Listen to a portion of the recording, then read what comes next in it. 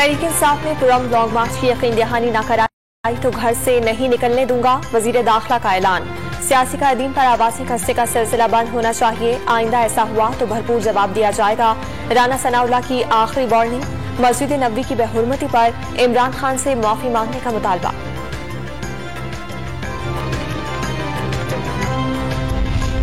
इमरान खान की तहरीक की अवामी मकबूलियत से हुकूमत खौफजदा हो गई, टांगें कांपने लगी। पुरम तहरीक को धमकियां देना शुरू कर दी गई। गली महलों में खाना जंगी कराना चाहती है, अमन और अमान खुद तबाह करने की कोशिश कर रही है। पीटीआई रहनुमा फरूख हबीब का रद्द अमल।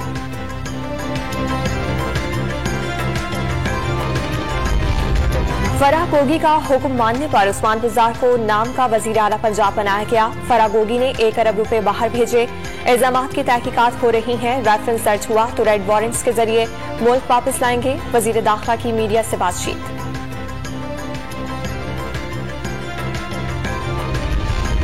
तहरीक अदम एतमाद से कबल इमरान खान असम्बलियां तोड़कर इलेक्शन करा सकते थे। तहरीक अदम एतमाद दाखिल हुई तो इमरान खान ने शुक्र अदा किया। सईद गनी की न्यूज कॉन्फ्रेंस।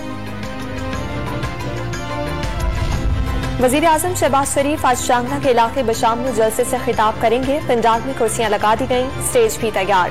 वजीर आजम शांगला के लिए तरक्याती मंसूबों का ऐलान करेंगे। वजीर आजम की स्पीड से पूरी दुनिया मुतासिर हो गई। अमीर मकाम के मीडिया के नुमाइंदों से बातचीत।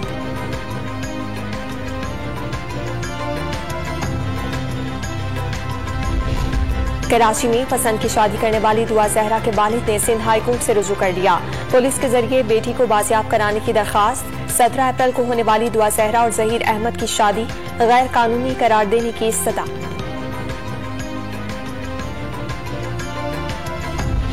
लाहौर हाईकोर्ट रावलपिंडी बेंच ने सानहा मरी पर समाअत मुकम्मल करते हुए फैसला महफूज कर लिया। 7 जनवरी को पिटीशन दायर हुई, जिस पर मजमूई तौर पर 24 समाअतें हुई।